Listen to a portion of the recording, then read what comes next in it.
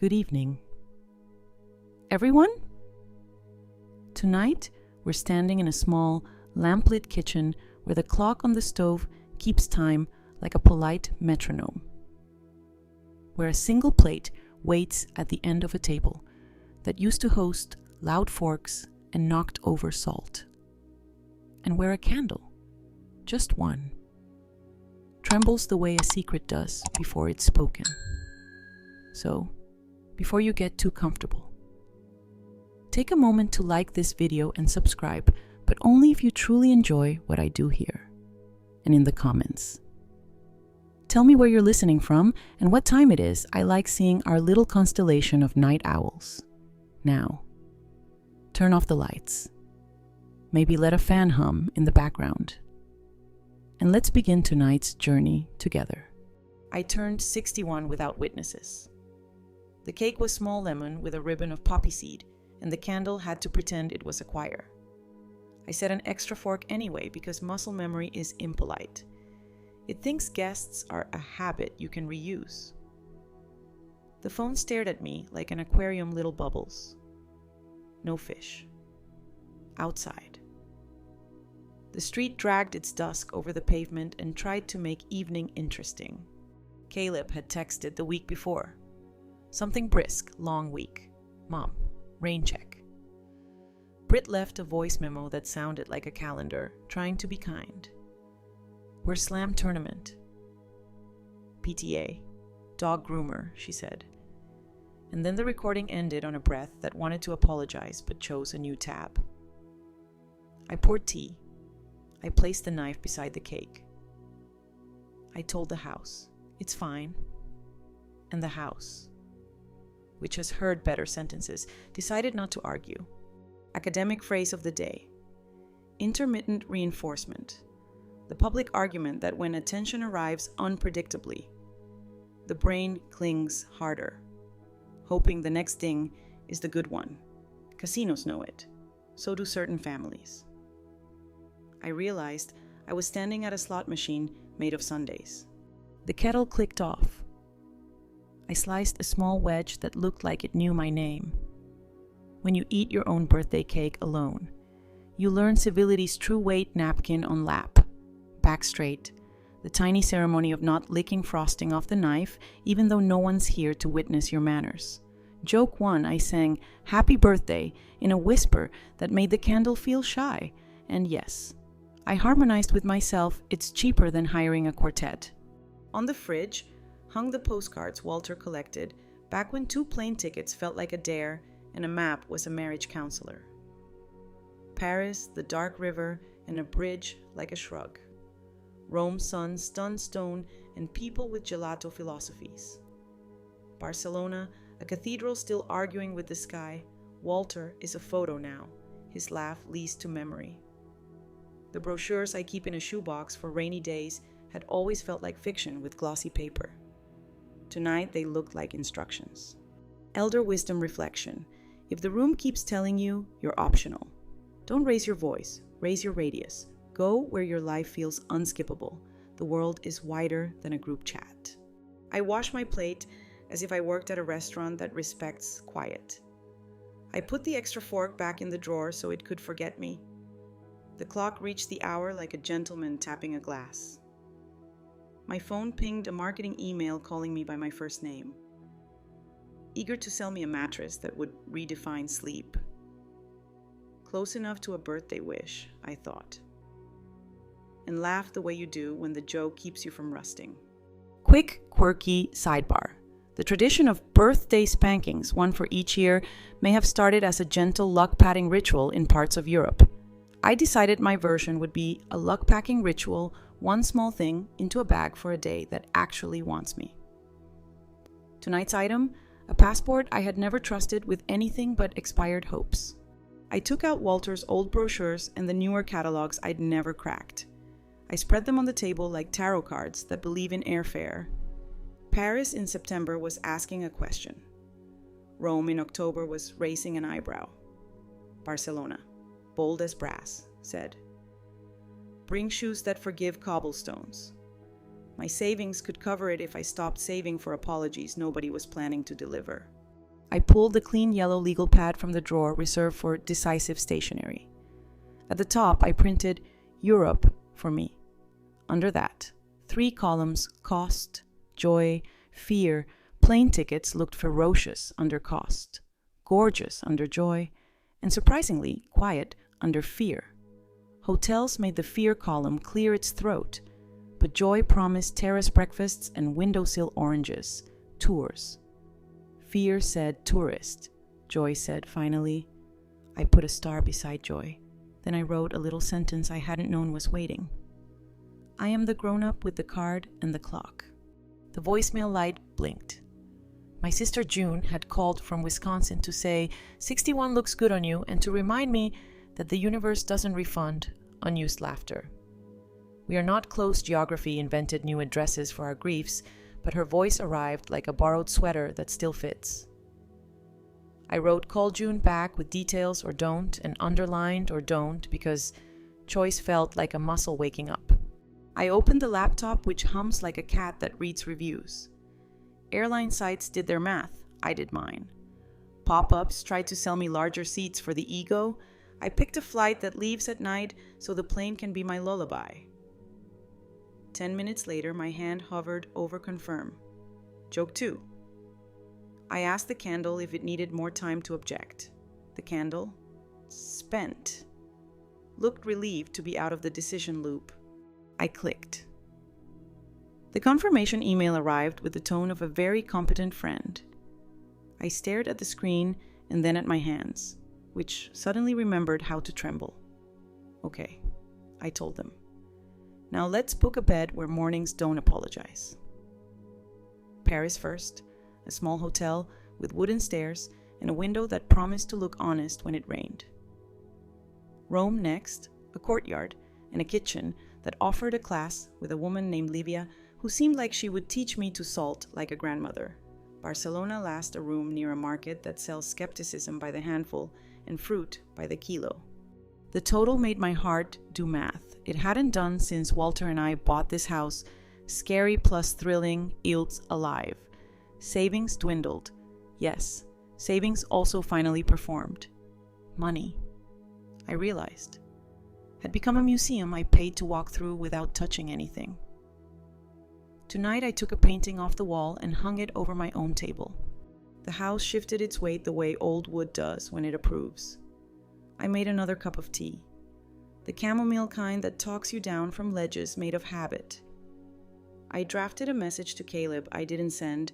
I'm traveling for a while. The keys with Ida next door.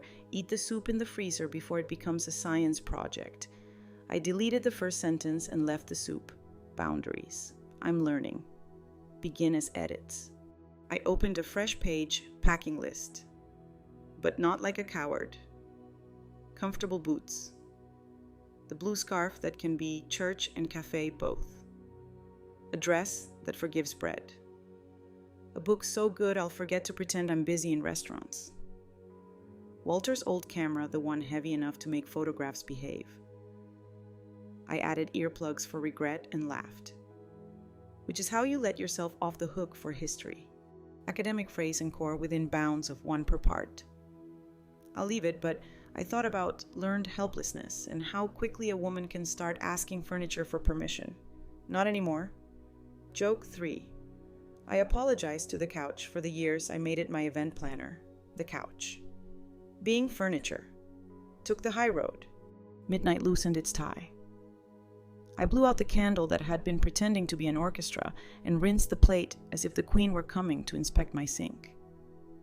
I set my passport on top of the brochures like a promise pressed into a palm.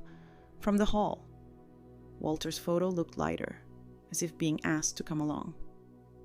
You're welcome, I told him, and the frame caught a bit of lamplight that could have been hello. Before bed, I wrote one little benediction on the legal pad I will not keep saving for a party that never gets scheduled. I will spend this on a life that arrives when I do. The fan wrote its soft cursive. The watch kept time without swagger. The street remembered how to be night without attempting poetry. And inside me, a very quiet airport began to glow a board of departures. A seat by a window, a woman who decided to buy herself the version of the world that had been waiting for her to show up and claim it. I slept like someone who had finally RSVP'd to her own life. The morning after clicking confirm felt like walking into a room that had been moved 2 inches to the left, same furniture. New electricity. My passport lay on the table like it had waited decades to be consulted about something besides expiration dates. The kettle sounded less like a chore and more like a trumpet with good manners. I opened the curtains. And the street unreliable poet that it is attempted a stanza about sun on mailboxes. I allowed it. Academic phrase of the day. Anticipatory savoring the public argument that letting yourself enjoy what hasn't happened yet is not tempting fate. It's paying yourself in small coins of courage until the moment arrives. I began to collect those coins on purpose. I wrote to the hotel in Paris in my best practical English, please. A quiet room. I snore kindly. I wrote to the cooking school in Rome. I will be gentle with dough if it is gentle with me. I googled walking Barcelona in forgiving shoes and bookmarked an article that used words like ramble and linger. Lingering, I decided, would be my main sport. By 10 o'clock, I'd made a packing list with verbs walk, read, nap, say yes. I added speak badly on purpose because people like you more when you're willing to be unfluent. I reheated last night's tea and tried on the blue scarf that can be church and cafe both. It passed the mirror's exam with a grade of enough. Joke 1 knocked politely. I practiced saying table for one without apologizing, and the spoon graded me B+ with room for swagger. At 10:30. The doorbell rang 3 quick times, the rhythm of errands. Brit on my porch, ponytail tight, sunglasses like punctuation.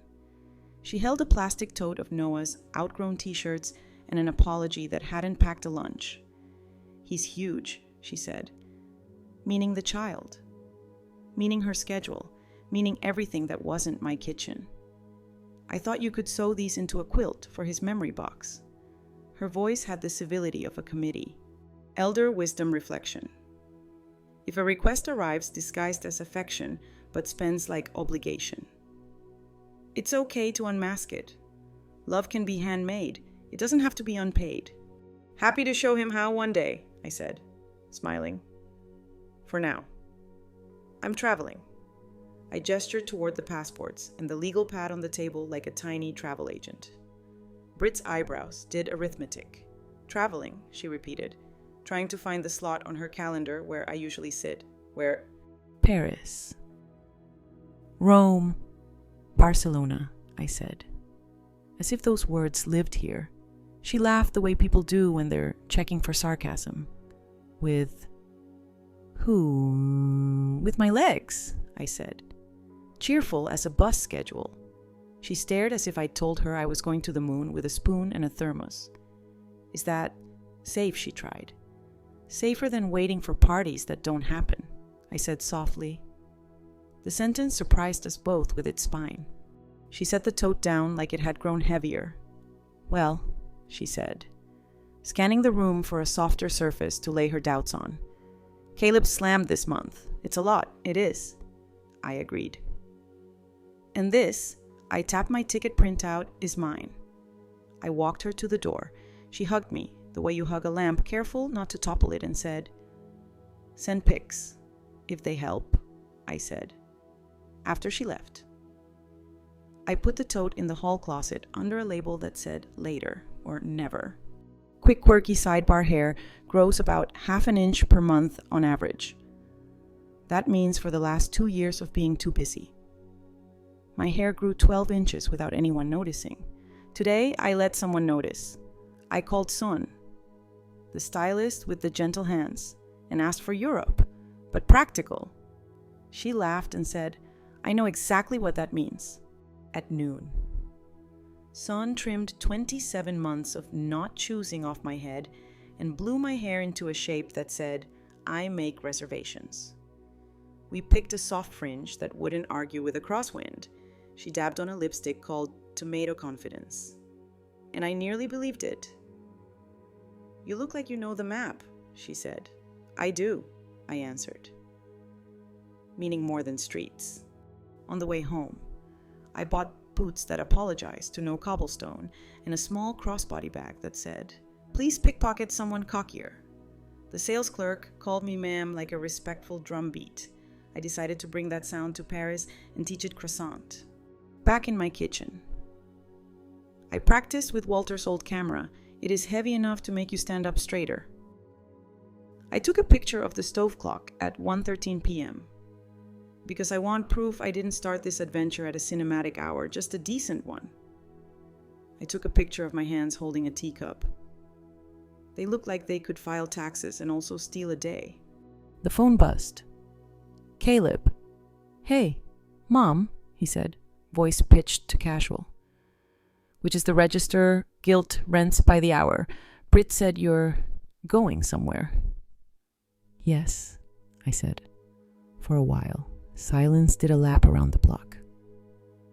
"What about Noah's birthdays?" he asked, as if I were the cake. "We can schedule," I said.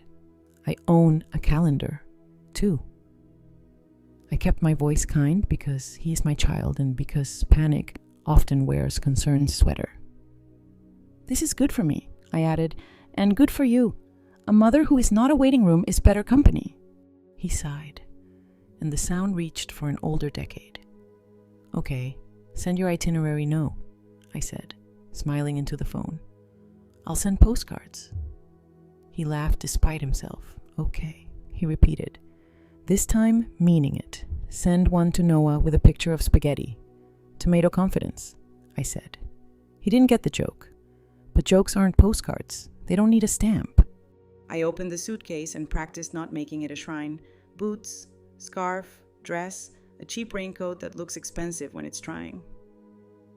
I rolled socks like I wasn't afraid of wet feet. I put in the book that will make me look up only when someone says, "Another coffee." I put in earplugs for regret. Joke 2. I held up an old, wrinkled bathing suit and said, "Nice try." Then put it in anyway. Bravery the size of Lycra. The afternoon leaned in. I took a long walk past the soccer fields where Noah's team plays on Saturdays. The grass was loud with children inventing physics. I stood at the chain link fence without announcing myself and cheered when anyone scored. It felt like a good rehearsal for Europe being sincerely glad for strangers.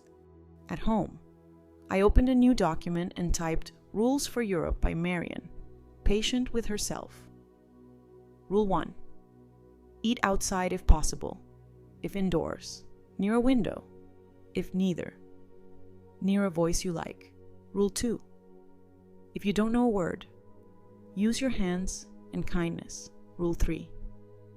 Never apologize for taking up a chair. Rule 4.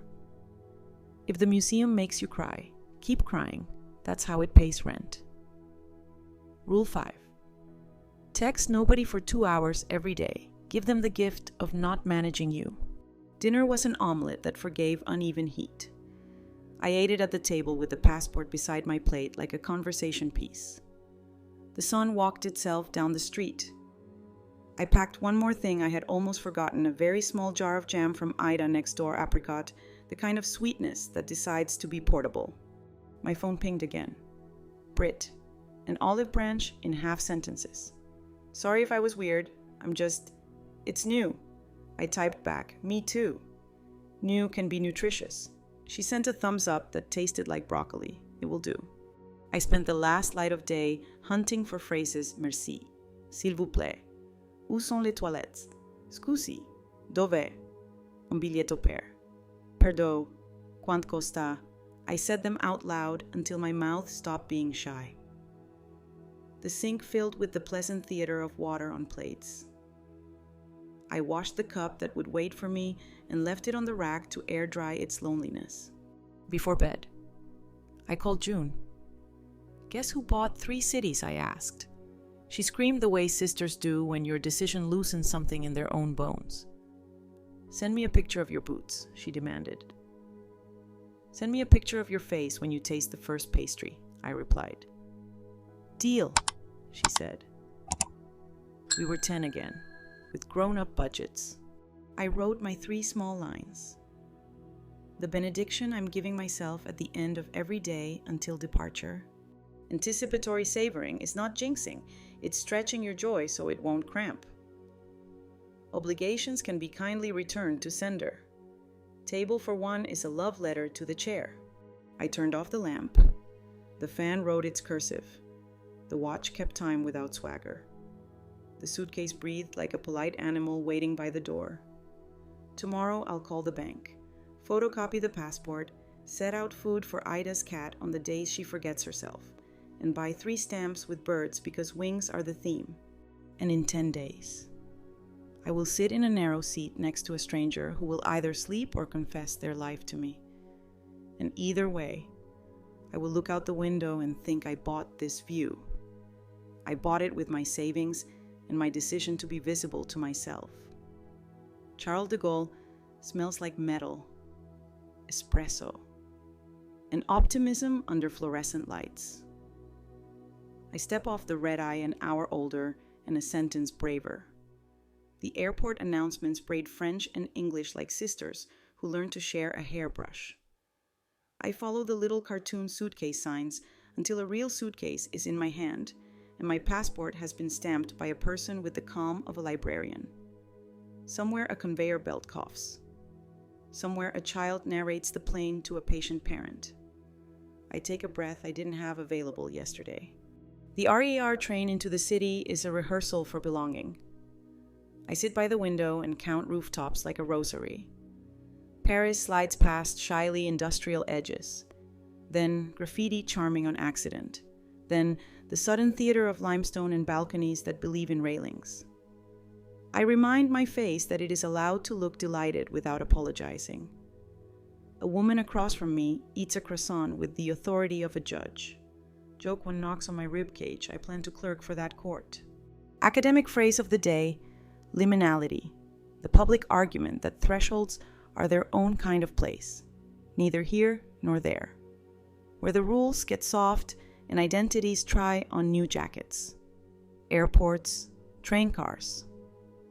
First mornings in foreign kitchens' liminal rooms where you become your next self by acting like her for an hour. At Saint Michel. I climb into a city that has been training for centuries to be looked at. My small hotel faces a courtyard with a tree that refuses to be decorative. The front desk clerk checks me in with a pen on a string, asks if I want quiet quiet or Paris quiet, and laughs when I choose the second on purpose. The room is the size of a good sentence, a window, a bed, a desk that takes notes seriously, and a mirror that does not try to be skinny on my behalf. I open the casement and the city breathes on my forehead bread. Rain plans, someone's cigarettes, a bicycle negotiating with cobblestone. I rest my forehead on the cool glass and say hello to the river without seeing it. Elder wisdom reflection on your first day anywhere. Choose a small radius and master it. Don't try to own the city, shake hands with the corner. Familiarity grows like ivy slow, persistent, grateful for brick. I wash the plane from my wrists. Put on the blue scarf that can be church and cafe both, and escort my boots outside. 2 blocks, and I'm at a cafe that has perfected being itself. Tiny round tables, chairs facing outward like an audience that already bought tickets. I say, "Un café, s'il vous plaît." And the waiter nods as if I've rented a tiny piece of competence for the morning. The cup arrives short and proud, little handle like a handshake. I drink it as if confidence dissolves best in tiny doses. Quick, quirky sidebar, the outward-facing cafe chairs are not accidental. 19th century Paris codified flânerie, the gentle art of strolling and observing. Furniture cooperated. Instead of looking at each other, chairs look at the street, as if to say, the city is the show. We are the critics in soft shoes.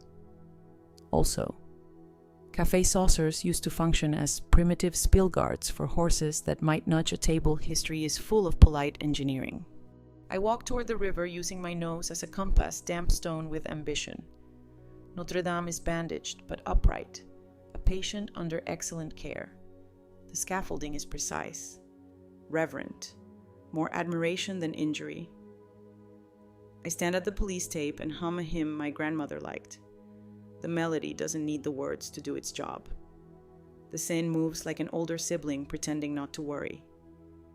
I take Walter's heavy camera from my bag and photograph a gargoyle's temporary absence. It feels respectful to witness even the waiting. Lunch happens because a chalkboard menu invites my stomach in the language of chalk omelette, salade, vin. I volunteer for the first two and leave wine for a day when sleep is less jet-lagged.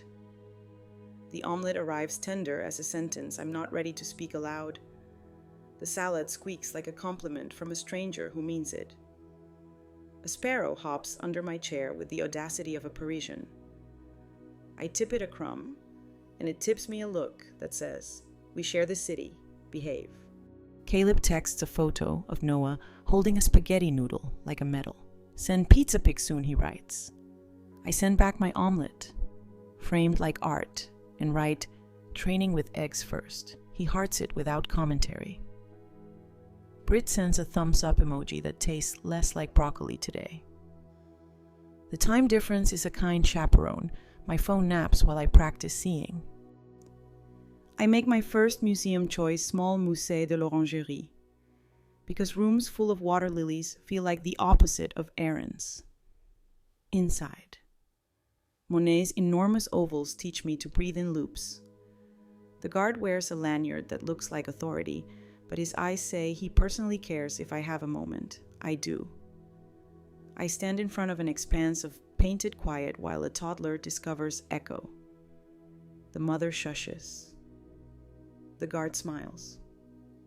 The toddler negotiates with color. I feel my shoulders release a decade of weather. Joke 2 taps my shoulder, I whisper to Monet. "Sir, your lily pads have cured more administrative fatigue than any policy memo I know." He does not answer, which is the correct amount of humility for the dead. Back on the street, I commit to getting a little lost within my chosen radius. I find a boulangerie that treats bread like it's hiring. I buy one apricot tartlet that proves butter can speak French. I find a stationery shop where pens are curated like violins. I buy 3 postcards with birds because wings are the theme no matter the country. I stand on a bridge and do not take a picture, because not everything requires me to hold it still. The habit of unposted gratitude might be the vacation I needed all along. Late afternoon. I sit on Ile Saint-Louis and watch the city practice being evening. Gathered couples. Solitary readers. A jogger doing penance for a pastry. A dog translating smells into politics. I rehearse my rules and add one if you find a bench you respect. Write it down. I write stone bench. West side. View of kindness, return with sandwich. A boat slides by wearing tourists who look like they're auditioning for their own memories. I wish them good luck in my head. Memories are tough directors. The first small wobble arrives around 5. When the light gets sentimental and my body remembers that home has a couch and my couch knows my knees. I acknowledge the wobble like a weather app, scattered homesick with a chance of tears. I walk into a pharmacy blessedly full of practicalities and buy a tiny packet of chamomile and a smaller packet labeled bonbons miel, because honey is a portable mother. The pharmacist wraps them like competence. I leave feeling like I filed something in triplicate. I climb the hotel stairs slowly, like a pilgrim, friendly with gravity, in my room. I open the window and let Paris negotiate my jet lag on my behalf. The courtyard tree laughs at me kindly. I wash my face with a patience I usually save for a guest and lay out tomorrow's plan with a small radius market. Bridge. Museum, if my feet vote yes. Nap, if they canvas successfully. I write a postcard to Noah, a drawing of spaghetti twirling into a treble clef. Food music. The joke simple enough to survive translation. Dinner is a baguette segment, a wedge of cheese that introduces itself without modesty, and a handful of grapes that are seasonally available, apologies for past raisins. I eat on the bed with a napkin like a treaty. I text June a photo of my boots on the windowsill. Look, they've met Europe. She replies with a screaming laugh emoji and a request for a bridge with opinions. I send her my bench note instead. Quick, quirky sidebar. Second serving jet lag isn't just sleep, it's hormones, temperature, even gut microbes arguing about time zones.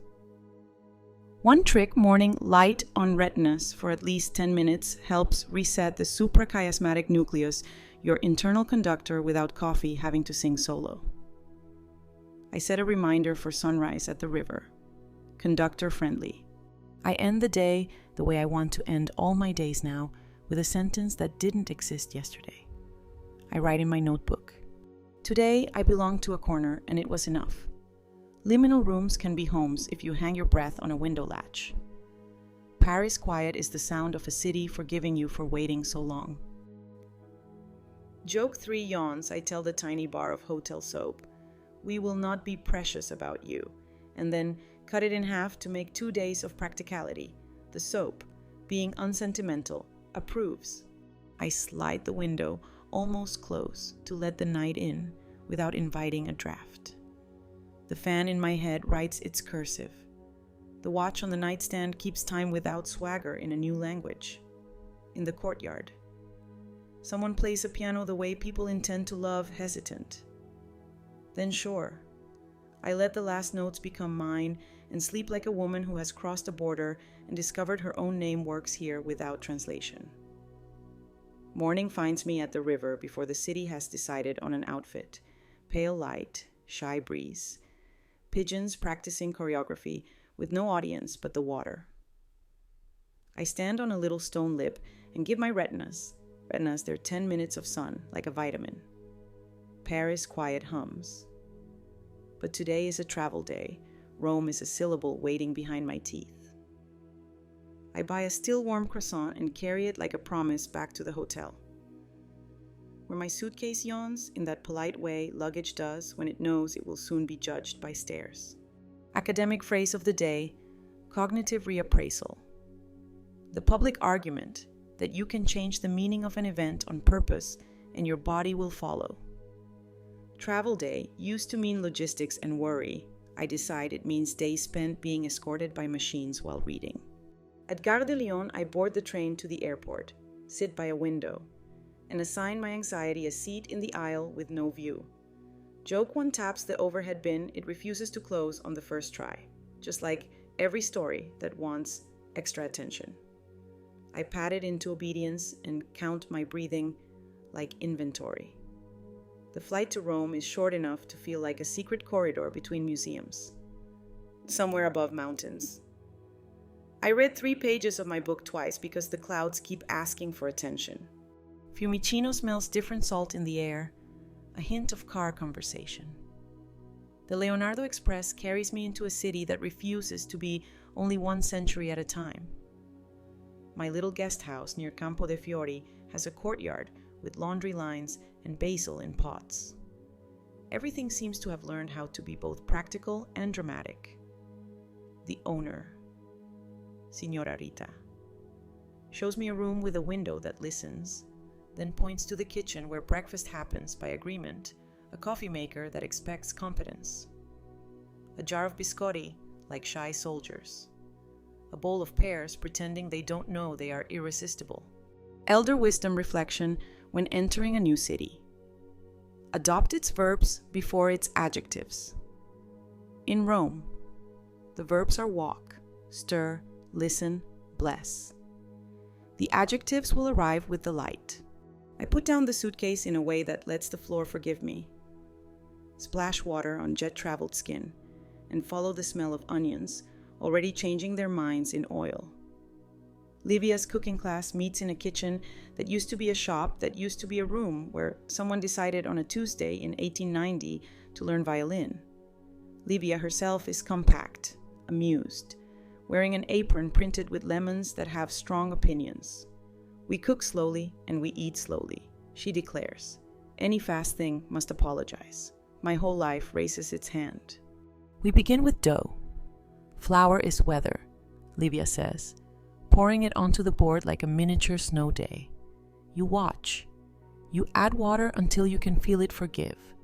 She nods at my hands the way a teacher nods at a student who has stopped overthinking. I knead. The dough breathes. The room exhales. Brava, she says. You have cooked before. For a lifetime, I admit. But not like this, with air in the recipe. Her eyebrows praise me without theatrics. Quick, quirky, sidebar. Roman tap water is famously drinkable and free in thousands of little spouts called nasoni, big noses. The trick is to block the main stream with your finger, and a smaller stream arcs from a hole on top, like the fountain has learned etiquette. I practice at the corner and end up half damp, fully delighted. We roll pasta.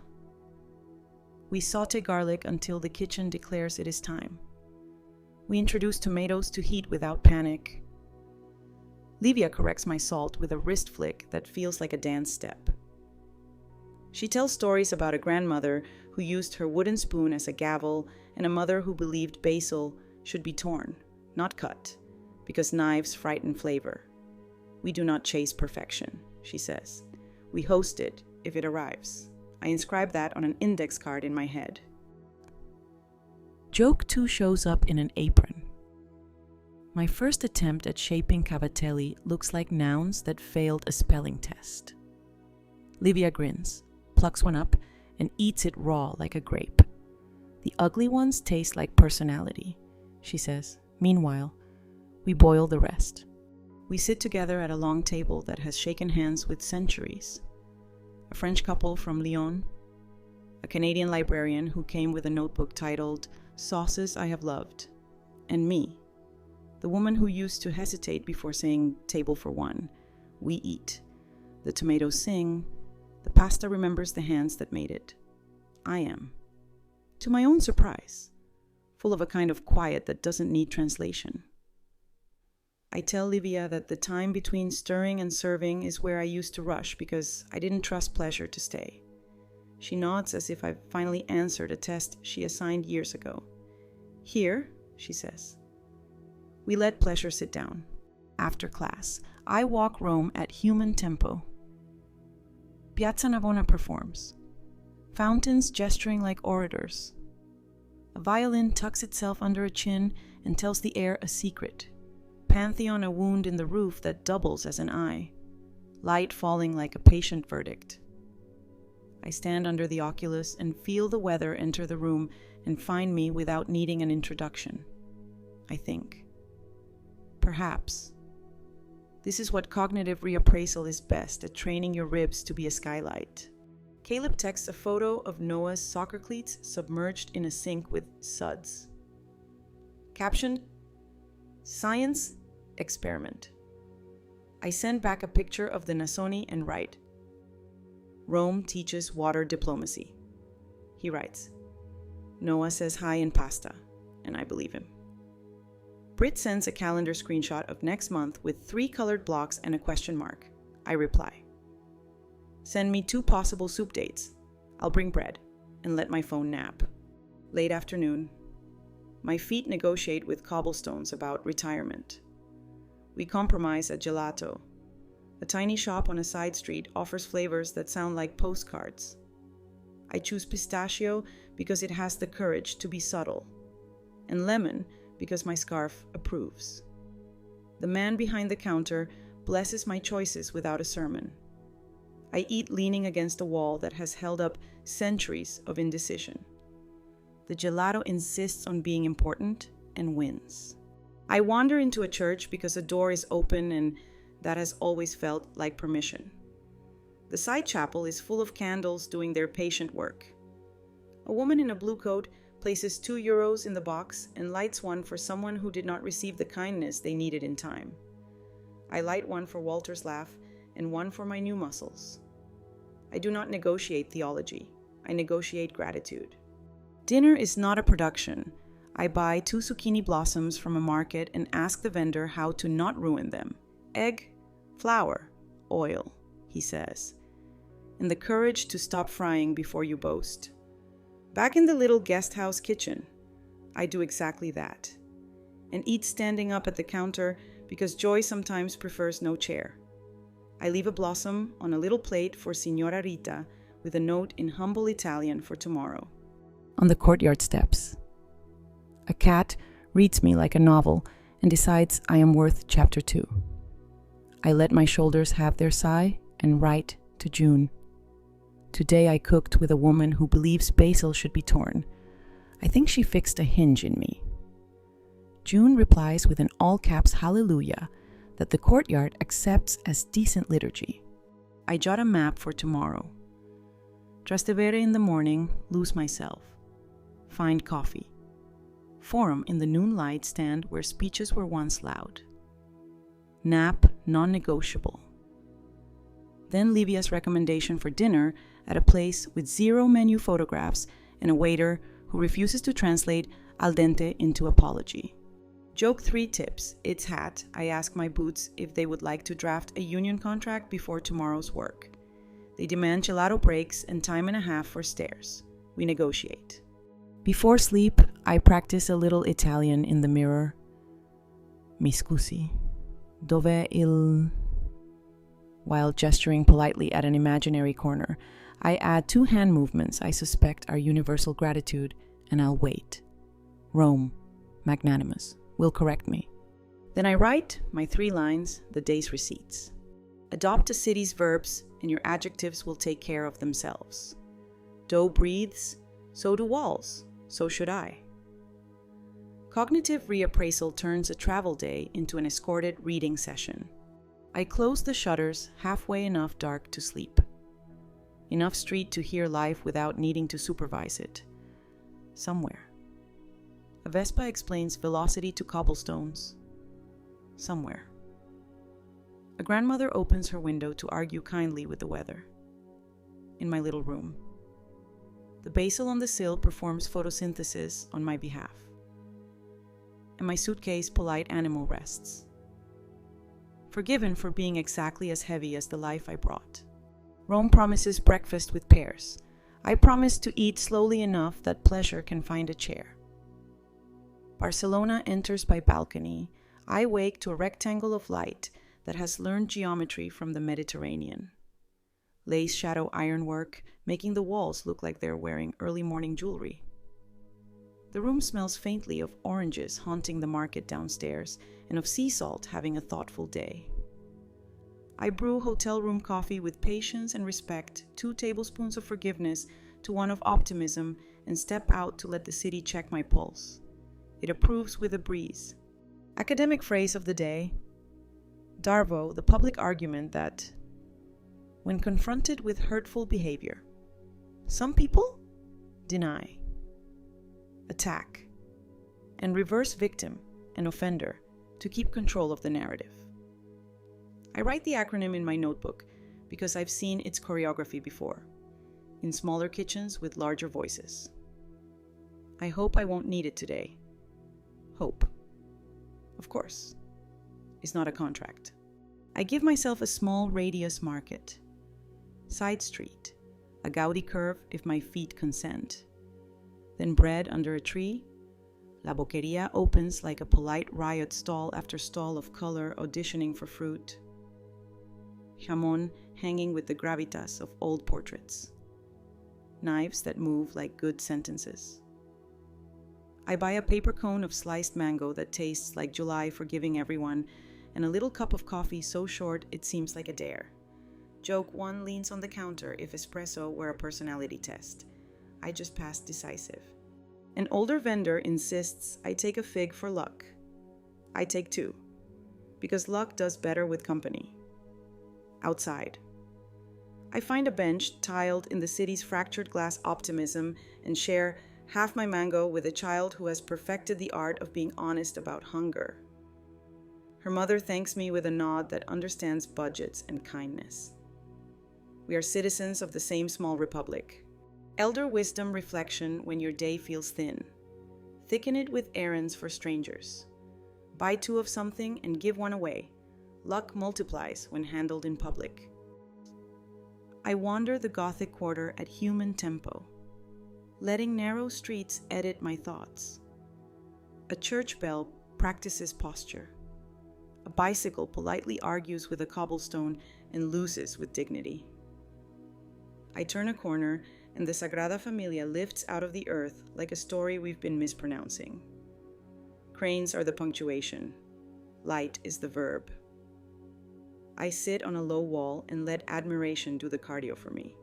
Quick, quirky sidebar, Barcelona experiments with superrealists. Superblocks that bundle several city blocks. Slow cars to a crawl, and hand streets back to walkers, kids, and cafe chairs. It's urban Darvo in reverse power CDs. Pedestrians bloom, and the city remembers who it's for. Also, Gaudí was hit by a tram in 1926 because he looked like an ordinary man. Help came slowly. The city learned a long, hard lesson about recognizing the sacred when it isn't wearing a frame. At noon, I find a cafe that faces a square where pigeons conduct seminars. I order pain amb tomate, the tomato-rubbed bread that tastes like confidence on a budget, and a simple tortilla that knows more than it says. I raise my glass of water to no one and everyone. The waiter raises his eyebrows. The international amount for you good. I nod. The universal so good. My phone, which has been well behaved all morning, chooses this exact generosity to become weather. A notification blooms. Brit has posted a long, glossy paragraph on social media. A photo of Noah in a jersey. A caption that performs fatigue and virtue. Some of us show up. It reads, even when we're tired. Some of us choose months in Europe while family needs help. But hey, self-care, right? There is a winking emoji that doesn't wink, it flinches. The comments chorus their rehearsals. Moms never retire. Grandparents these days. Must be nice. I hold the phone like you hold a glass you don't want to drop. I breathe. I let the tortilla explain steadiness to my jaw. Darvo slides its cue cards onto the table. Deny we didn't forget your birthday. Attack you're selfish. Reverse, we're the injured party. I practice cognitive reappraisal from Rome like a second language. This is not a trial, this is a play. Joke 2 pulls out a chair, my therapist, if I had one, would order another coffee and say, we don't litigate on a lunch tray.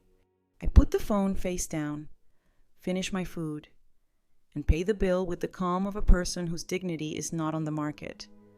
Then I walk, slowly, to a quiet square and text 3 people who deserve the effort of words. 1st to June, public shade thrown, I will not perform defense. I'm safe. She replies in seconds, do nothing theatrical, eat gelato.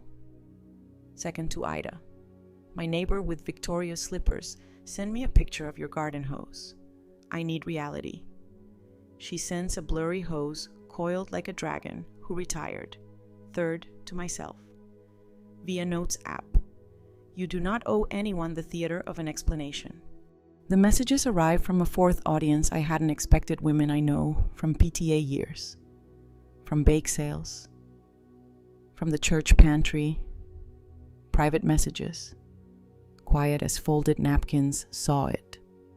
Not okay. She did this to my Emil, 2 pattern. You deserve joy without cross-examination. My mother traveled alone at 60 and taught me how to breathe. The solidarity lands like shade in August.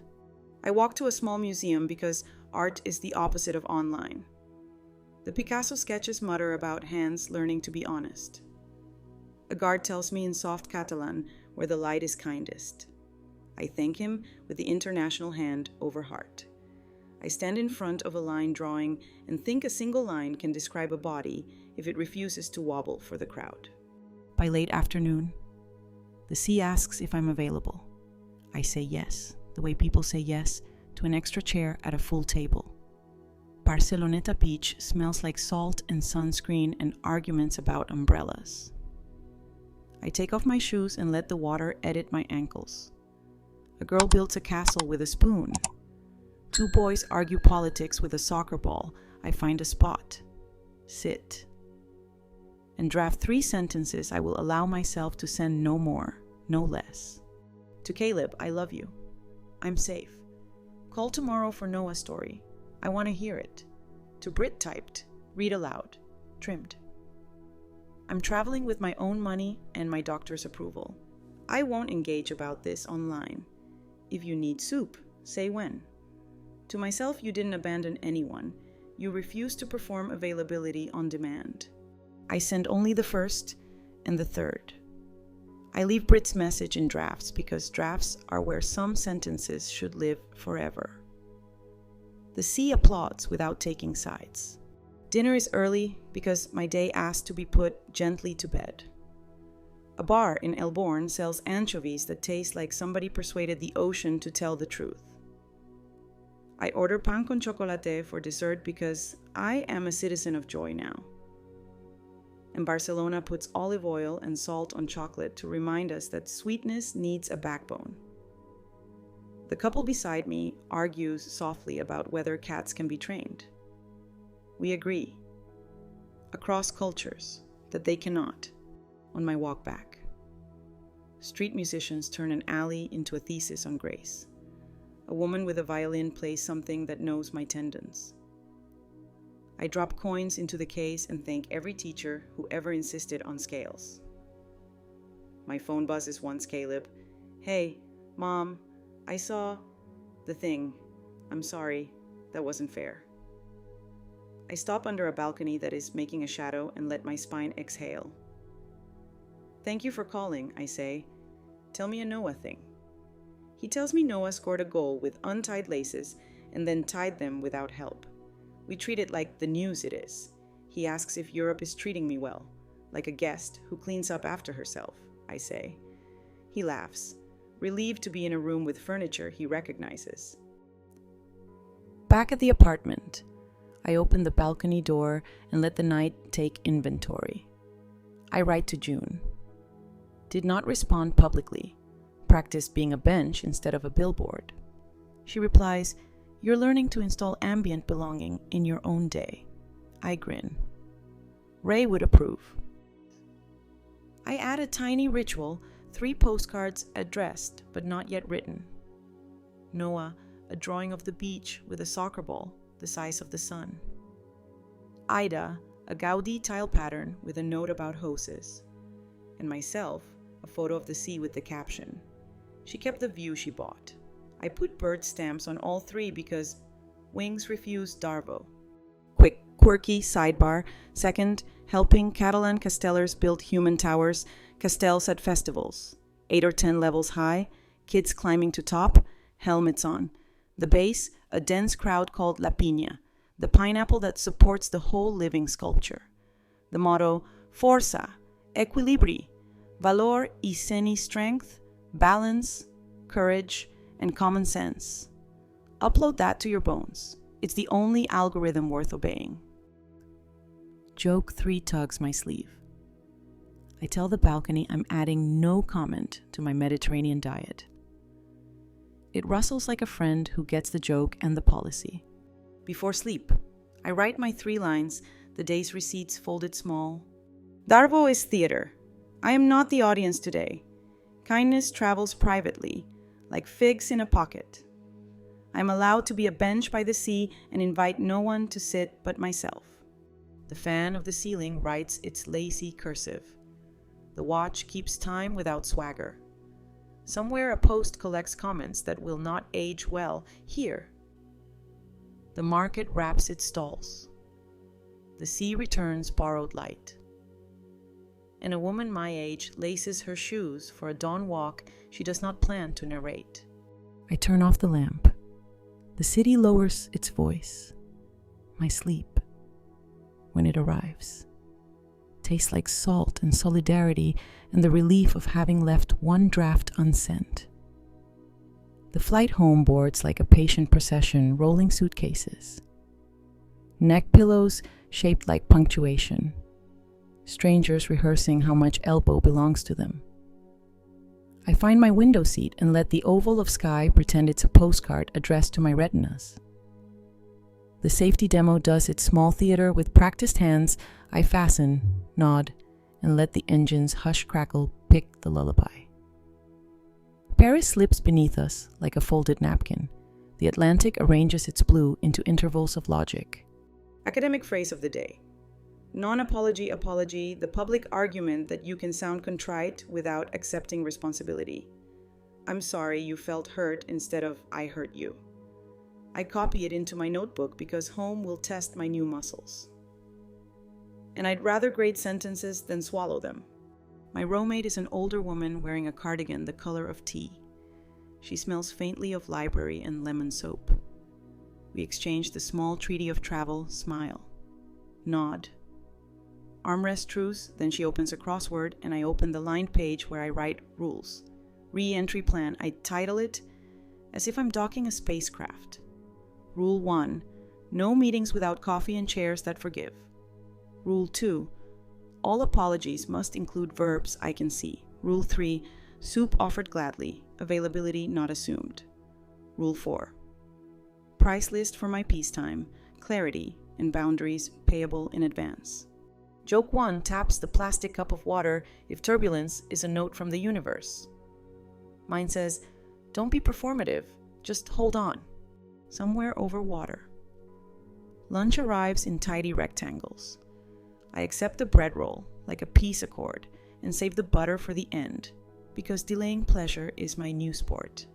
I think of Livia's lemon apron, of Gaudi's stubborn spires, of Monet's lilies teaching my breath to loop.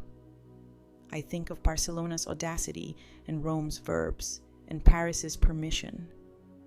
I write 3 names, cities like witnesses at the top of my page and draw a line from each to my front door.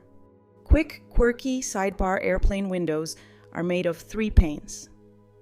The tiny breather hole you see in the middle pane equalizes pressure, so the outer pane carries the load. The smudge on the outer pane you sometimes notice, that's the world, touching back. Also, your taste buds do go half numb up here. White tomato juice tastes like a decision. We descend through a Midwest sky, practicing gray.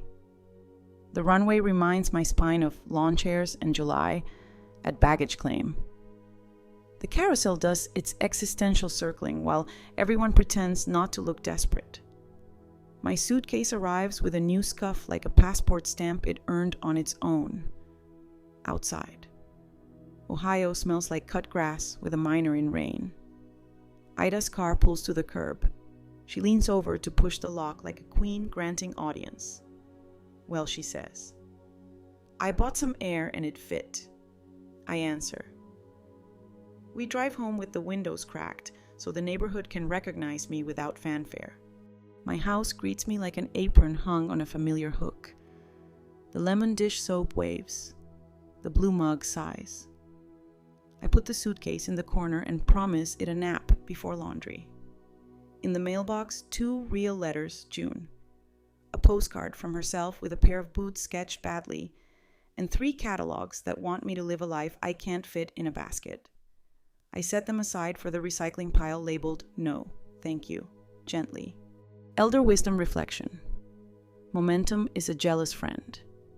If you don't give your new life an errand immediately, the old one will put on slippers and sit in your chair, so before the kettle boils, I open the laptop and type a small document titled Household Policies Amicable. Clause of response time.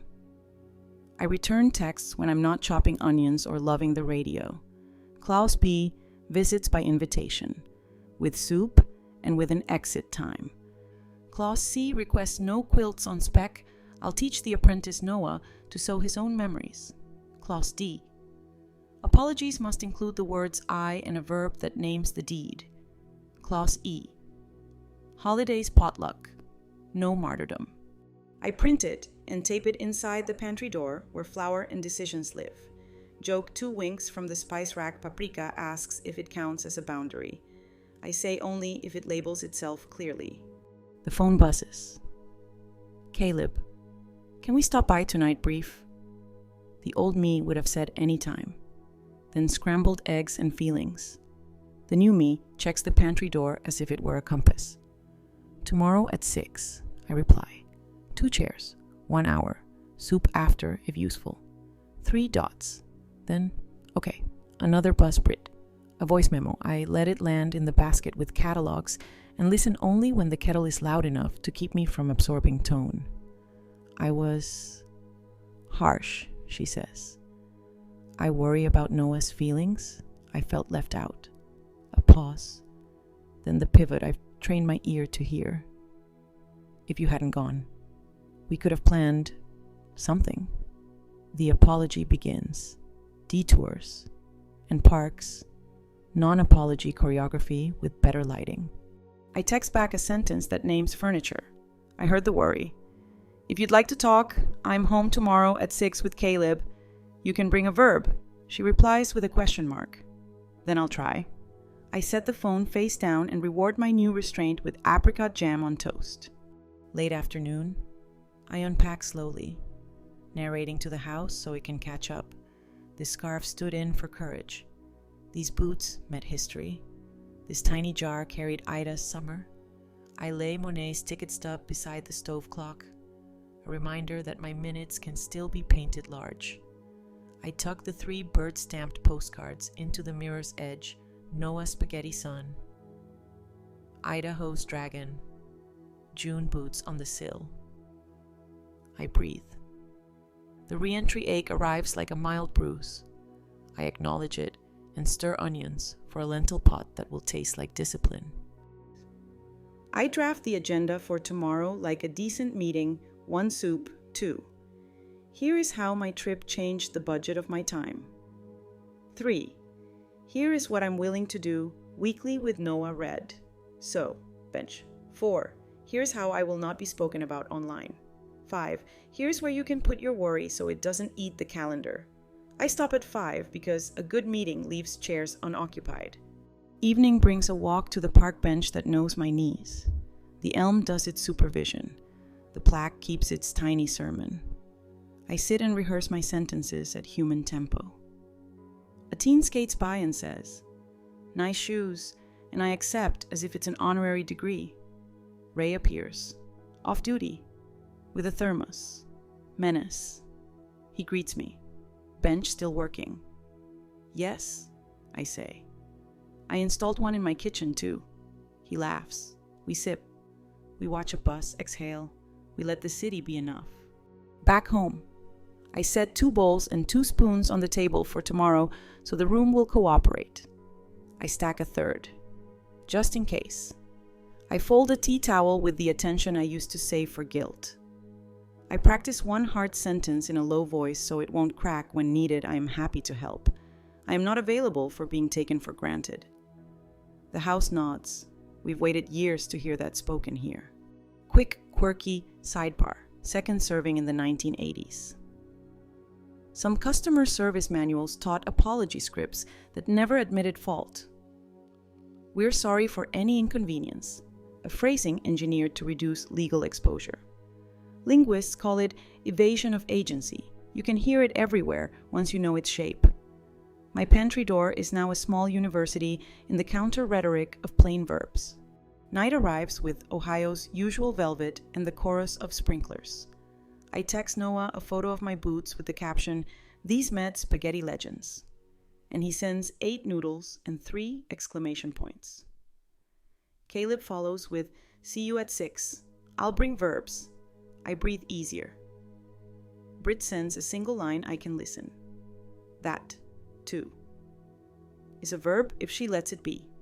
Joke 3 sneaks into the sink, 1 small plate, 1 fork, 1 decision to treat them like guests. I wash, dry, and set them down softly, as if sound can smooth a day. Before bed, I write my 3 lines, receipts for the first hours of home. Momentum needs an errand or it will sit in your chair. Non-apology apologies are weather. I am a building with gutters. My pantry door can teach grammar to a household. I sleep with the window cracked, letting the neighborhood's honest noises, a dog settling its thesis. a mailbox remembering its hinge be my lullaby. Tomorrow at 6. Soup and verbs at 7. I'll open the pantry and remind us all what the house now believes love is a noun, care is a verb, and my life, finally, is a sentence I get to write without a clipboard in the room. 5 minutes to 6. The soup is breathing like a well-behaved cat. 2 bowls on the table. 1 extra set upside down like a tiny helmet. I glance at the paper taped inside the pantry household policies, amicable clauses A through E standing there like freshly painted posts. The doorbell rings at exactly 6. Caleb is on the porch with the face of someone who practiced honesty all afternoon. Behind him is Britt, clutching a last-minute box of cookies and a silence that still has a receipt. "Come in and sit," I say. "Sit and talk," Caleb echoes. "Soup after we're done," I add. We grin because it sounds like a joke, but we're not joking. We sit like 3 clock hands that just decided to move together. Academic phrase of the day, restorative conversation.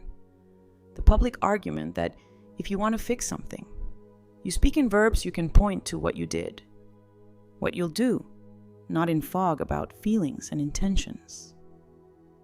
I read it out loud slowly so the kitchen's nerves can catch up. Caleb starts, "I'm sorry about the post. I know. I told Britt that..." He looks to her. Britt tightens her ponytail like she's catching a loose thought. "I'm sorry I posted," she says. "I was worried about Noah. I felt left out." Then the slide. "If you hadn't gone, we could have planned." The non-apology tries a left turn. I tilt my head toward the pantry. "Clause D," I say, my voice small but fastened to a stud. Apologies in verbs. Britt stops, inhales. "I posted. I hurt you. I've deleted it. I won't do it again." The sentence drops like a pin and stays put. Caleb nods, his shoulders fall half an inch. I nod back and slide warm water toward them. "Drink," I say. "So your throats know it's the verb's turn." Light joke, one limps across the floor, I tell the spoon. "You're moderating tonight." The spoon doesn't object. It pings once like agreement. "Tonight," I continue. 3 things. 1, we agree on how we speak about each other in public and online. 2, we set what I can do regularly with Noah: reading, sewing, bench trips. 3, the price of my peacetime, clarity, and boundaries payable in advance. Price Britt blinks. "Like renting a town hall." I smile. "There's a deposit, and no one brings a karaoke speaker." Caleb laughs on instinct, then settles. "I remember you said, 'Soup, yes, availability not assumed.' So, next Thursday, I'll bring Noah for 1 hour of reading at 6. We'll bring our own bowls." "That's a verb," I say. Britt sets the cookie box down. "I want to repair." I deleted it. My phone buzzes. The notification flashes deleted. No applause. Just the soup leaning a little more into dill. Elder wisdom reflection. When a storm walks into your house, don't argue with thunder, offer a chair, a glass of water, and a schedule. Weather stops performing when it sees the posted hours. As for the t-shirts, I say, nodding at the bag of Noah's outgrown jerseys she'd handed me weeks ago. I'll teach him to make a quilt square here, with me. The lesson belongs to him. I don't do orders. And each work session is a 1-hour block with a bell at the start and the end. Caleb writes fast like a pharmacist. Britt bites her lip. "I won't turn you into a sewing service. I'll sit and watch you 2 stitch, pour water, and not edit emotions." It's a rare sentence with structure that accepts responsibility. I let it sit, cooling like cookies on a rack.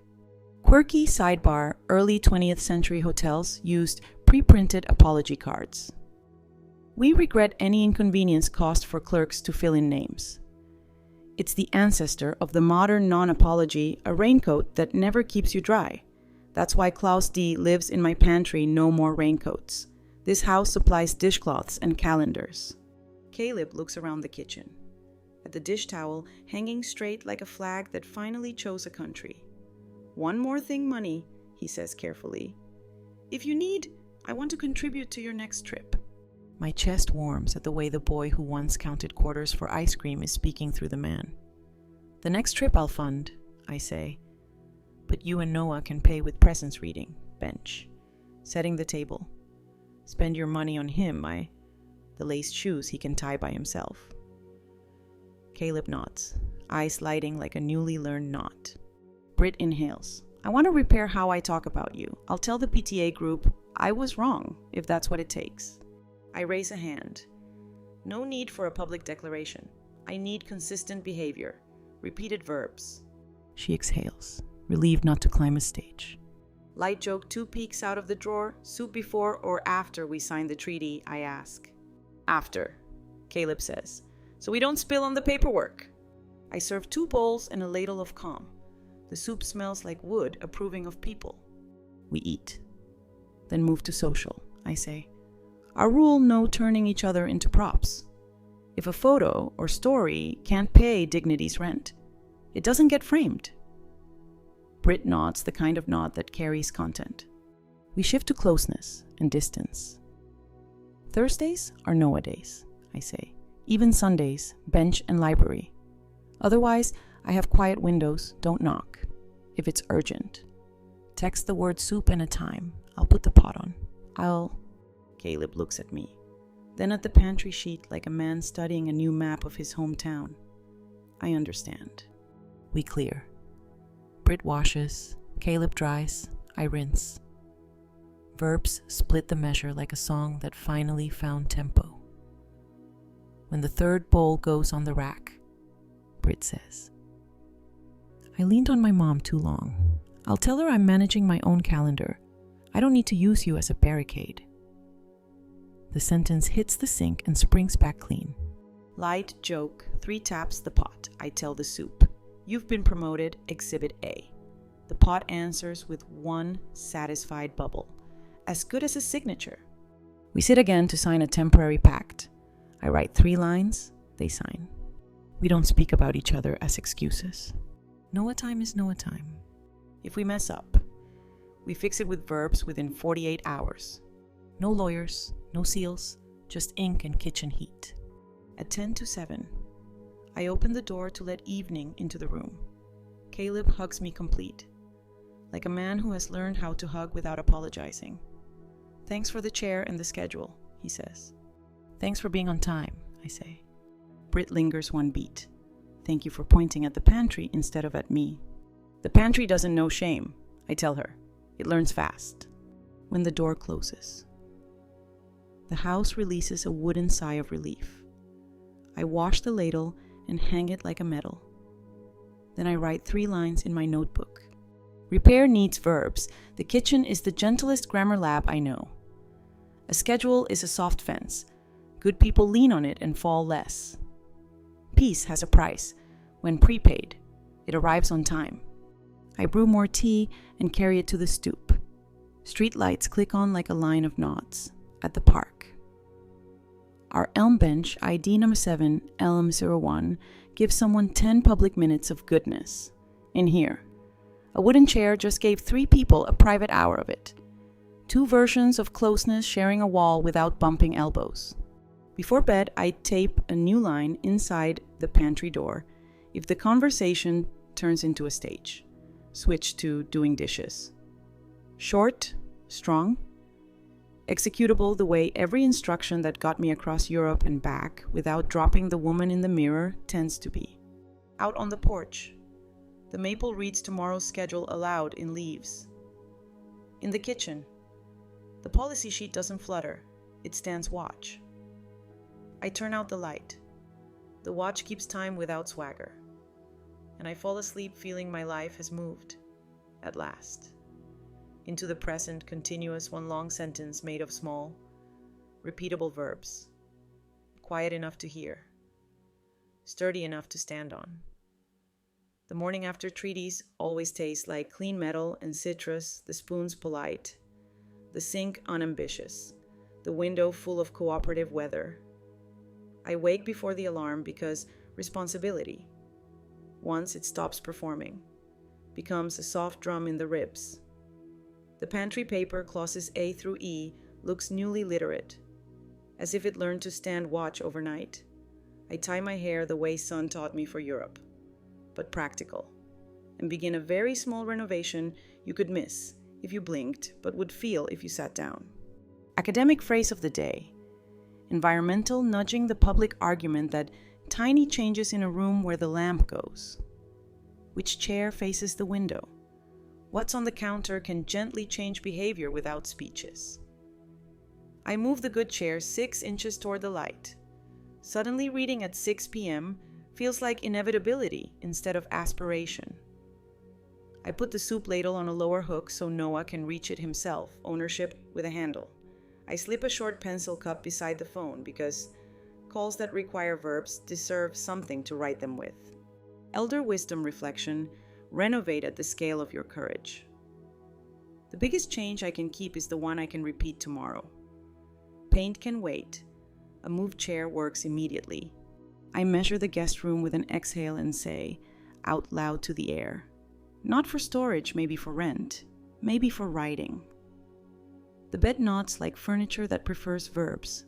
I open the closet and find the tote of Noah's shirts. I keep 3 for our quilt lessons and text Brit. The rest are ready for donation. Want me to hold for 1 week or send today? She replies in under a minute, donate today. Thank you. A verb delivered before I had time to lose courage. Quick, quirky sidebar. In 1949, a Cornell researcher coined the term the broken window effect for how visible neglect invites more of itself. The fix isn't only policing, often it's sweep, repaint, relamp. I think of that as I swap a harsh bulb for a warm one by the hall photos. Suddenly my mother's face stops looking like history and starts looking like company. At 10 sharp. The doorbell performs punctuality. A woman in a denim jacket and work boots. Her card says, Nova handy person, by appointment. Not apology, smiles with competence. I'd booked her for the list I titled, Quiet Repairs the Sticking Bathroom Door. The outlet whose feelings are hurt. The wobbly banister that assumes no one is watching. We'll move through it like a choreography, she says, and taps a rhythm with her pencil. I show her the pantry sheet without explaining it. She nods. Respectful as if it were a building permit for peace. Nova Sands, tightens, tests. The bathroom door learns moderation. The outlet remembers electricity without drama. The banister stands up straighter like someone called its mother. We add one frivolous thing because a life that is only maintenance forgets how to grin a hook by the front door for the blue scarf. Exactly at my shoulder height, so leaving doesn't require searching. Environmental nudge, she asks, reading my face. Exactly, I say, feeling seen by a person with a drill. Joke one peeks out as she invoices me. Do you accept payment in lentils and verbs, I ask? Lentils, yes, she says. Verbs only if they come with a calendar. We schedule the guest room shelf for next Thursday and call it progress. After she leaves, I set up the sewing machine on the dining table and thread it like a promise. I write a hand-lettered sign for Noah in my neatest penmanship, today's verb stitch. Under it, in smaller letters, mistakes are personality. I practice 1 square from the tote's straight seams, mostly behaving. Corners democratic and pin it to the sign like a flag. The house seems taller by ½ an inch. Around noon, I make a sandwich that minds its manners and text Ida Bench at 1. She replies with the hose emoji dragon retired and the word yes. We sit at number 7 Elm, Hour 1, with thermoses and common sense. She tells me the neighbor with the trumpet has switched to scales that sound hopeful. I report that my banister has been socially corrected. We don't discuss the post that was deleted yesterday. Absence can be a successful renovation, too. Back home, I open a fresh document labeled Budget for Peace. Line items, Nova paid. Socks for CNAs monthly. Stamp swings are still the theme. Library fines fund for the days people need extra forgiveness. I add a revenue line called rentable calm. With a note, guest room will not host chaos if I rent it. It will be to someone who knows how to wash a cup and keep a schedule. If I don't, it will host a desk and an afternoon that nobody else gets a vote on. The math is gentle. The future breathes easier when it sees numbers cooperating. By 2, the doorbell rings like a rehearsal. Caleb and Noah arrive with the precise smallness of people who read the pantry sheet. "We have bowls," Caleb announces, lifting a tote. Noah presents 2 books and a solemn t-shirt. I tie my own shoes now. He holds up a knot that looks like enthusiasm and, possibly, an accident. We applaud without audit. "We start with the square. This is your memory, not mine," I tell him. "I'll show. You'll do." He chooses a blue and a red that argue interestingly. We pin. We stitch. We unpick. We stitch again. The machine hums like a cousin at a reunion friendly. Repetitive. Anyone can sing along. Joke 2, the bobbin decides to be dramatic precisely when Noah finds his rhythm. We fire it for insubordination and rehire it with a pep talk. He learns pressing with the iron the way boys learn the art of leaving no scorch carefully and with their tongue between their teeth.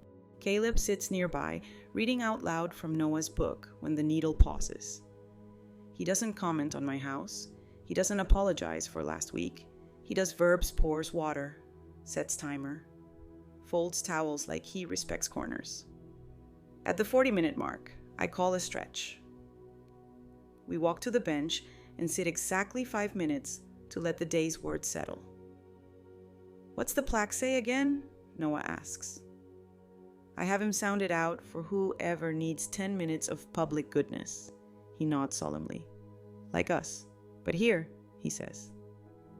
"Exactly," I answer. Back in the kitchen. The soup complies with the bell. We eat with spoons that don't scrape because respect is audible, Caleb asks. Next Thursday, I point to the pantry where a little sticky note now reads, "Thursdays, Noah, red stitch bench." He nods, texts locked into his phone, and we leave it there before they go. Noah pins his square to the sign and grins like he invented rectangles. After they leave, the quiet steps back into the room and tries to apologize for being small. I tell it no apology required. I vacuum under the reading chair, because dignity is easier to maintain when the floor cooperates. I swap a too busy picture frame for a small plant that knows how to listen. Environmental nudging doesn't have to be expensive, it just has to be consistent enough that even your ankles notice. A message buzzes, Brit. "Thanks for today. I told the PTA I overstepped and I'm taking a week off socials. Can I drop Noah Sunday for bench, library? I'll bring verbs and snacks." I text back, yes, 2 to 3 p.m. Quiet windows, honored. She replies with a thumbs up that doesn't taste like broccoli anymore. It tastes like effort. I praise it to the ceiling where nobody gets stage fright. I draft a small ad for the spare room, nothing glossy. Just a paragraph that says, "Sunny room in a quiet house with an excellent bench nearby. Month to month. No drama. References.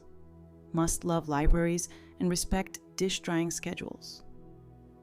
I don't post it yet. I let it sit on the counter to see if the room approves. The room does not flinch. Joke 3 pads through the hall. I tell the thermostat we're moving to a boundaries with sweaters model for fall. It clicks in the affirmative. Even appliances enjoy policy. Evening asks politely for a walk. I oblige. The bench holds a teenager flat on his back, telling the sky a secret. The elm edits the monologue with leaves. At the library, the book cart squeaks like a hinge, being honest. I leave a first library card kit at the desk with a small note for whoever runs out of excuses first. The librarian stamps it with her thought that has become a liturgy. Back home. I wash the day from my wrists and write 3 invoices the universe doesn't mind paying a thank you to Nova Verbs with drills. A note to Livia in Rome with a photo of my zucchini blossoms I stopped before boasting, and a line to myself on a postcard with a bird. You kept the view you bought and taught the room to face it. I put the last one in the mirror frame behind the corner. Future me deserves mail. Before bed. I tape one more line inside the pantry, under clause E. If anyone raises their voice, the kettle goes on and nobody talks until it boils. Short, strong, executable. Tomorrow I'll buy a desk lamp for the guest room and maybe a rug that practices quiet, or I'll do nothing and call that progress. 2. I add my 3 lines to the notebook. Renovate the habits before the walls. The paint will follow the verbs. Environmental nudges beat speeches. A moved chair is a better argument than a memo. Peace looks like a ladle on a low hook and a boy pinning his own square. I turn off the light. The fan writes its cursive. The watch keeps time without swagger. The pantry stands guard. The bench keeps its shift. And the house, this wooden accomplice, rests like a room that has finally learned which way the chairs should face. By late morning, the house has its posture-back chairs angled to the light, ladle on the low hook. Policy sheet keeping calm like a laminated lighthouse. The doorbell does a single. Decisive chime. Caleb stands there with coffee he brewed himself and an envelope that doesn't know whether it's heavy or just important. Short visit, he says. No verbs wasted. We sit. I nudge the spoon toward the center like a neutral flag. He lays the envelope on the table, then sets both hands on it as if it might bolt. We're separating, he says. Voice steady, eyes not. Mediation first. Lawyers, if we have to. I don't want you picking sides. I do need you to know where Noah will be and how to keep order. The envelope understands its job now, not heavy, just necessary. Academic phrase of the day, boundary renegotiation. The public argument that when structures change, relationships need new rules or everyone will keep reading from the old script. I say it aloud. The kitchen nods. It has waited years for adults to use fresh pages. I'm not a court, I say, and this table is a church only for soup, but I have a calendar and a bench and a pantry door that believes in verbs. Caleb exhales like a tire finding a nail and deciding not to dramatize. Britt and I drafted a schedule, he says, sliding out a paper with blocks colored like a tidy quilt. We kept Thursdays for you and Noah. We added even Sundays for bench and library. We wrote soup as the emergency code. He almost smiles. We stole your language. Steal it, I say. That's what it's for. He hesitates. She asked me to bring these. He produces a second envelope addressed to me. Inside a typed apology. Verbs intact, an offer to stay off social for a month, and a line that reads simply, I will not use your name to recruit sympathy. I feel my ribs perform a small, private clapping. Elder wisdom reflection. When someone finally brings you the sentence you deserved in year 3, accept it in year 9 without interest, without a lecture, without turning the kitchen into a courtroom for back rent.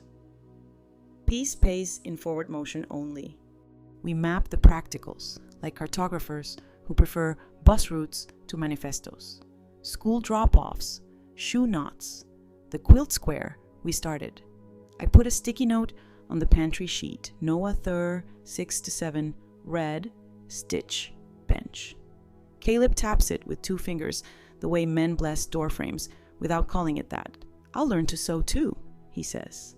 Knots first, then hems. Joke 1 leans on a chair and the lint trap. I add, our house welcomes only citizens who respect lint. He laughs properly for the first time today. He leaves lighter. Schedule in his pocket like a talisman. The house holds the quiet for a count of 10. then returns to its default occupation, being a room that forgives. I make tea. Tea agrees to keep its opinion steeping at 1. The doorbell rings again with boots I recognize. Nova steps in, denim jacket, and the competent smile of someone who has receipts for her kindness. Strange ask, she says, rubbing a speck of sanding dust from her knuckle. My sublet ends Tuesday. New lease starts next month. 3-week gap. Your sunny room with rules is the month-to-month, truly a month-to-month. She sets a folded printout of my draft ad on the table. Corners aligned like respect. I breathe. It is if you like libraries and can keep a dish drying schedule. I can co-author a dish drying schedule, she says. Also, I snore at a volume approved by doctors and carry my own toolbox. I do not invite drama. Drama finds me only when I fix its hinges. We tour. Guest room, good light, quiet rug, window that minds its own business. Hall the warmer bulb doing its part. Bathroom door that now moderates. Kitchen ladle at child height, pantry paper with clauses A through E, and the kettle clause upgraded in pen. Bench ID number 7 Elm 01, visible from the stoop if you lean like a neighbor. I have 3 conditions, I say, taking out the pen from the little cup I placed yesterday. Quiet hours. Bench privileges respected. And the kettle rule if voices rise. Nobody speaks until the whistle. Nova grins. At 4 Lint Trap Religion. We write a page titled Room Agreement Plain English. No hashtags about the house without consent. Rent by the 1st. Grace till the 5th. Shared staples live on the middle shelf and do not become a referendum. If my door is closed. I'm at work even if I'm staring at the wall, if your door is closed. I will assume genius or grief and interrupt neither without knocking. Bench minutes available without appointment. She initials each line, neat and legible. I sign last. The way a referee saves dignity. Joke 2. I tell the ladle it is not a gavel, even when paperwork tries to flirt. The ladle agrees to stick to soup. Quick, quirky sidebar blue ink signatures are preferred in a lot of offices because they stand out from black ink photocopies. It's a low-tech way to tell original from copy. I keep 1 blue pen for agreements and thank it for helping reality remain visible. We shake hands with the seriousness of 2 women who have both carried furniture upstairs. Tuesday, she says. I'll bring a plant that minds itself. Bring your verbs, I say. She points at the pantry door. You've got enough for both of us. Afternoon tilts toward useful. I collect Brit's envelope from the table and, instead of replaying old scenes, I draft a short reply. Thank you for the verbs. I accept. Thursdays and even Sundays stand. My door is not court. It is soup. I sign it with the initial I reserve for sentences that stay. E. I walk the reply to the mailbox because stamps are one of my tiny religions, and movement makes agreements sticky on the way. I pass the bench. A man sits with a folder and a face organizing itself. He reads the plaque, breathes on purpose, and lets the folder rest like a pet that doesn't need to fetch anymore. I don't take a picture. The bench is doing its shift. I keep mine. Back home. I reorganize the guest room closet with the restraint of a person who has learned that empty space is a kind of furniture. Top shelf extra blanket, rolled like a promise. Middle 2 hangers labeled yes and no because choices are easier when they're playful. Floor basket labeled shoes that apologize to no stairs. Joke 3. I tell the basket I expect it to enforce policies. It winks in wicker. Evening asks politely for the kind of meal that can be ladled across a week. I make a big pot of beans with onions that learned patience in Rome and tomatoes that remind me of Barcelona's courage to be simple while they simmer. I text June a photo of the pantry sheet with the new sticky note and a caption, lines redrawn, "Kitchen, not a courtroom." She replies, "You're building a tiny municipal code," and I vote yes. The phone buzzes with a message from Brit. Mediation is Tuesday. I'll bring verbs. Thank you for the sentence about not recruiting sympathy. I put it on my fridge. I send back. Good. Fridges have tenure. She sends the bench emoji. The world. Some days is wildly editable. Night warms the street into its usual velvet. I sit on the stoop with a mug and practice tomorrow's math. Nova's rent will cover socks for CNAs and a lamp that practices quiet. My calendar will hold carved-out windows in ink, not hope. Thursdays will be a small republic named Noah. Even Sundays will be public goodness and paperbacks. The rest will be mine writing, remembering, letting silence keep its chair. Before bed, I add a small line to the pantry beneath the kettle clause. In my careful hand, if grief shows up, it gets a chair and water, not the microphone. Short, strong, executable. Then I write my 3 lines in the notebook that helps my heart file. Boundaries drawn with verbs survive weather. Boundaries drawn with feelings need rehearing. Blue ink makes originals legible. So do plain sentences. A rented room with rules can be a kindness to everyone who sleeps under this roof. I turn the lights low. The fan writes its cursive. The watch keeps time without swagger. The ladle rests from moderating. Out by the curb, the bench finishes its shift without applause. Inside, a room prepares to be useful without a speech, and I lie down in a house that is learning. With me. How to be new without making a fuss about it. Sunday settles over the street like a good cardigan soft. Serviceable. Not in love with applause. The policy sheet inside my pantry door holds its posture. The ladle on the low hook looks like it knows its job. Nova has moved in with a plant that minds itself and a toolbox that speaks in satisfied clicks. Caleb texts Noah 2-3 and I reply with a single bird emoji because wings are still our brand. Academic phrase of the day, durable routines. The public argument that's small. Repeated actions, same hour, same hook, same ladle turn. Fragile goodwill into furniture, strong enough to sit on. The past few weeks, my life has started to look load-bearing. Noah shows up at 2 with his laces tied and a grin like a newly issued passport. We stitch one red and blue square, then another. He presses the seams with the iron's gentlest version of authority. Joke 1 raises a hand the iron, and I agree not to scorch any sentences today. At the bench. He reads out the plaque again, slower, as if the words want to be sure of him as much as he wants to be sure of them. Public goodness, he whispers, then taps the wood twice like knocking on a door that already likes him. Elder wisdom reflection. If you want a relationship to grow taller, water it at the same time every week. Seeds don't care about speeches. They care about schedules. By 3. Noah's with Caleb at the park, and I'm in the kitchen writing rent receipts in blue ink originals should be recognizable at a glance.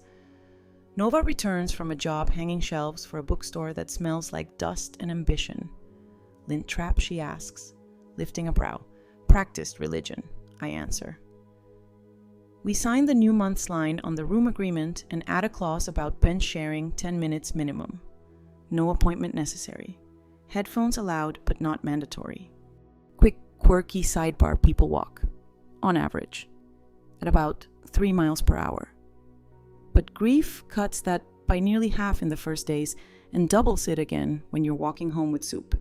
Cities that design for benches every 300-500 feet report higher rates of spontaneous kindness. The human nervous system appreciates a place to rearrange its paragraphs. At 5. Ray knocks with a thermos and a thin book about local shade trees. We stand on the stoop and trace the elms life rings we'll never see. Roots negotiating with pipes. the way leaves spell patience in a language whole neighborhoods can read. He points at the bench and says, "Ambient belonging upgrade, request a trash can with a lid. On the docket." I grin. I govern a tiny municipality. Joke 2 curtsies, we toast the Department of Small Things with tea that thinks it's champagne. Mediation for Caleb and Britt happens on Tuesday in a room that believes in beige. They bring verbs. They leave with a schedule that looks like a quilt and not a tug of war. I do not attend. I tend onions. The only things I ask to know are times and verbs: who picks up, who packs the library bag, who texts soup if the day unravels. They send the list. I print it and tape it inside the pantry, beneath the kettle rule. The house nods. Relieved to have a map for strangers who sometimes live here. I take 2 small trips, the way you take vitamins. One train up to a lake where the wind remembers my name and nobody needs a selfie to prove we were kind to each other. One flight down to a city with a museum small enough to finish in an afternoon and a bakery that writes mercy in apricot. I stay in modest rooms with windows that don't perform. I write postcards to myself. You did not audition for the day. It kept you anyway. Back home. I join a Tuesday book group at the library because schedules want stories. The group is half retirees and half people clever enough to seek elders who carry snacks. A widower named Henry reads in a voice that makes the period at the end of a sentence feel well advised. He asks, carefully, if I'd like coffee after chapter 3 next week. I say yes, like someone who trusts the verb more than the vow. We sit by the window of the cafe that minds its nouns, and we talk about benches, quilting mistakes, and the thrill of not narrating your own moment while you are inside it. Britt starts bringing Noah on even Sundays, as promised. She texts before. Bench/library at 2, bringing verbs. She stays on the far end of the bench the first week, closer the second. And by the third, she reads out loud without editing how her mouth makes certain words. She does not post, she does show up. The sentence she mailed me sits in my drawer, honored and unframed. Doing exactly what a good apology does, it retires itself. Nova and I establish a house tradition Friday night maintenance. We fix one small thing, toast the victory, and then eat something on toast.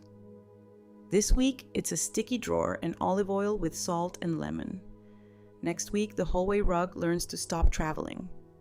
We keep receipts in a folder labeled calm because accounting deserves compliments. Caleb asks for a hemming lesson. We spread a pair of pants on the table like a treaty and take turns with the needle. Taking tiny bites out of stubborn cloth. I wish I'd learned this earlier. He admits. We're in the class we're in, I say. He nods. We set a first Thursday of the month fix-it night, and I add it to the pantry sheet with a satisfaction I reserve for reconciled ledgers and soups that freeze well. The guest room, our rented calm, turns out to be a kindness factory. Novas between jobs random sit at my table and marvel at the rules that don't shout. A traveling nurse leaves a note. Your kettle rule saved our morning.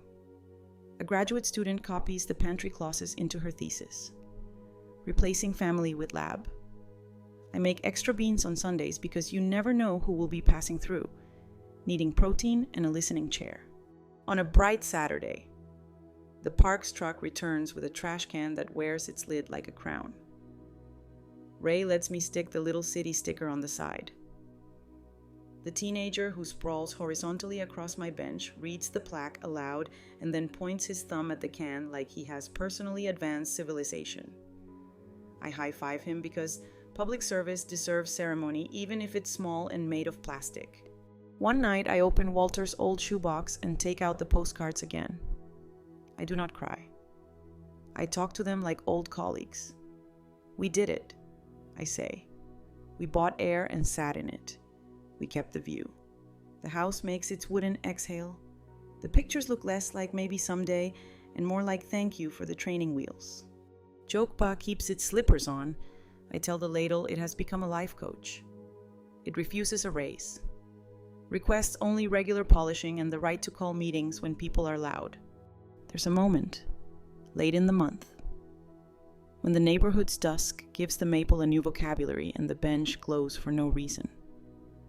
I sit alone for exactly 10 minutes. No photo, no text. I count breaths the way a cashier counts change. When the minute hand reaches the polite notch, I whisper the sentence my life has taught me I am visible to myself. Before bed, I walk through the kitchen and touch each policy with my fingertip like lighting candles. Response times, visits, requests, apologies, holidays, the kettle rule, grief gets a chair and water, not the microphone. I add one last line in careful script, small as a wristwatch and big as a map, close is a verb here. I write my 3 lines in the notebook that has learned to be a register, not a stage. Durable routines turn reconciliation into muscle memory. Tiny municipalities' benches, kitchens, schedules can govern chaos without cruelty. Close is a verb, and I get to conjugate it. Then I sleep in a house that finally faces the window on purpose. With a bench at bus height, a boy square pinned to the wall, a tenant with verbs. A son who arrives on time. A daughter-in-law learning not to hold a megaphone. A librarian who stamps like a church. And a woman who buys the air she breathes and shares it in measured cups. We began with an empty birthday table and a decision: if the room keeps telling you you're optional, don't raise your voice, raise your radius. From that quiet rebellion. Marion, 61, practical. Lightly Rye bought herself air 3 cities worth and learned to belong to corners. Paris with permission. Rome with verbs. Barcelona with a bench by the sea calm. She practiced the small, repeatable courage of table for one. Hummed lullabies at human speed and wrote rules on a pantry door instead of arguing with thunder. Home. She made peace procedural. Household policies amicable replaced auditions. The kettle rule cooled tempers. Apologies were accepted only in verbs. She turned money into meaning, a trust in routines.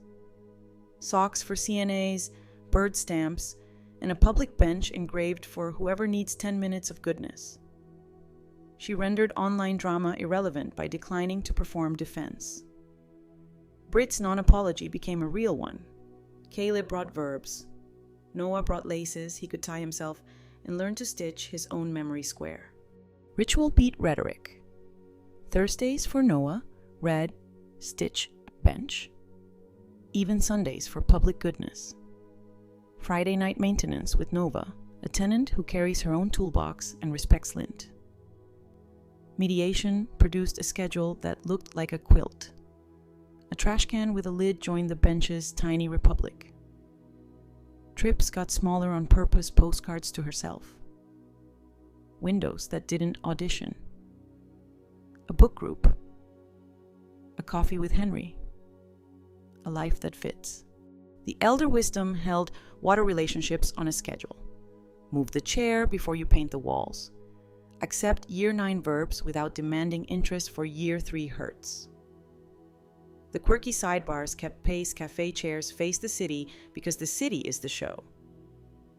Nasoni fountains arc etiquette. Blue ink tells originals from copies. In the end, close became a verb, not a velvet rope. Love grew up, brought stamps, kept soup, and learned to leave early on purpose.